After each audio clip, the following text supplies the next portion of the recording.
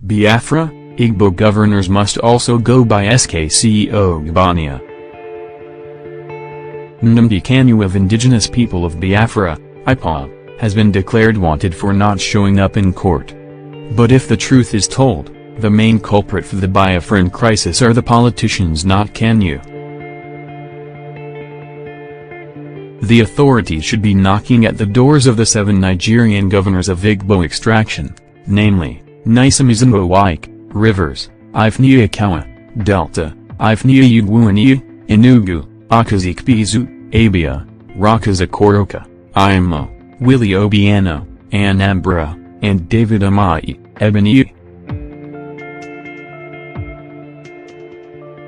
These governors, one after the other, openly inflamed and fueled the Biafran crisis to a sadistic state. Given that Nigerian governors are immune from prosecution, it is incumbent upon the masses to send them packing.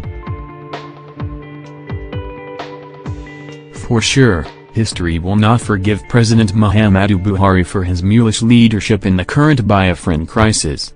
But the role of the People's Democratic Party, PDP, is obviously worse.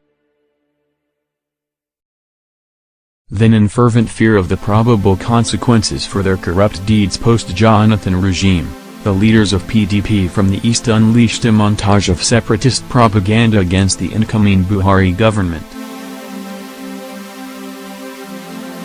The following innuendo from Nyesom Wike in the waning days of his governorship campaign in 2015 says it all. "I will lead a war against them, Nigeria, like Ojukwu. Am not joking, I know am on air, and I am warning them now. Any attempt to rob us the way they robbed our brother, Judge, the battle will start from Rivers State. We will remain opposition state like Lagos. In fact, we from the South and Southeast we remain in PDP. We leave the Southwest and North to run APC." That is how they tactically shared the country. And we will not allow them use our resources to develop their states, and I want all South and Southeast to remember this. The youth from the area have since answered Wike's call, and that is your Biafra. Today, after gaining power and obviously still panting, thanks to the Buhari anti-corruption phobia, Mr. Wike is interestingly grandstanding as an arrowhead of Biafran opposition. Governor Ifeanyi Kawa of Delta State is, of course, guilty of similar shenanigans, but the shame and detail do not need to be retold here. Instead, see my piece, Biafra and Corruption, when a Judas becomes a Muhammad. But the most shameless yet is the activity of the 5 stooges who operate under the aegis of the Southeast Governors Forum. From the time President Buhari polluted the Nigerian electoral history with his infamous gaffe to marginalize the states that did not vote for him in 2015 elections, these governors wasted no time to inundate the polity with harrowing tales of injustice towards the Igbo. The propaganda was widely insurgent. Even Governor Rakazakoroka, a fellow member of Buhari's party, had the moxie to make the statement that follows: "The Igbo have nothing to show that we are part of the Nigerian project, neither do we have any sense of belonging in the present government at the national level." This perceived marginalization, not surprisingly, escalated the Biafran agitation to a global proportion. More poignantly, the situation drove President Buhari to naively join a group of Igbo governors to declare millions of innocent Nigerians agitating for Biafra worldwide as terrorists, thereby further damaging the image of the country worldwide. The quagmire above is nothing compared to what you are about to read below. With the damage already done, Buhari decided to do what he had refused to do from the start: dialogue. The date was Friday, October 13, 2017. The venue was the presidential villa, Abuja. The attendees were the president himself and southeast politicians, controlled by their governors. And the world waited anxiously. The wise men from the east finally emerged from the meeting.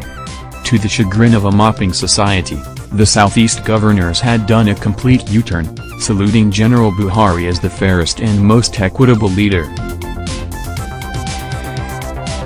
For avoidance of doubt, here are the exact words of David Umahi, the spokesperson for Southeast Governors Forum, to President Buhari: "You have no hatred for any state. You have treated all states with equality. What one state gets in the north, the other gets in the south." So, what changed before the face-to-face meeting with President Buhari? What of the well-chronicled lopsided appointments? What about the fact there is no Igbo man or woman in the leadership of the nation's security apparatus? What of the recent postings in NNPC that drew the attention of an elder statesman like Edwin Clark to write Mr. Buhari to reverse for the simple reason that the Igbo are marginalized? What about the hoopla that Buhari treated the Fulani herdsmen and the Eruwa youth of the Quid-Notice Jez with kid gloves while blowing the Biafran agitators with iron hand? What changed?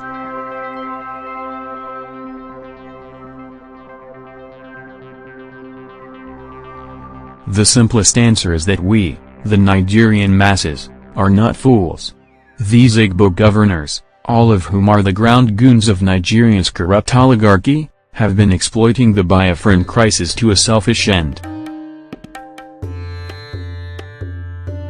The aftereffects of this mass deceit have been grave.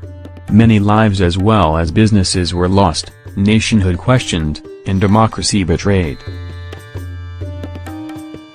More, with Boko Haram terrorism in the north, and the Biafran terrorism now being promoted in the south, Nigeria might have inadvertently acclaimed herself as a terrorist nation. But there must be consequences for bad behavior. Thusly, instead of the teetering threat of election boycott by IPOB, the masses must try to ensure that none of these Igbo governors returns to power, starting from the forthcoming Anambra election in November. Please.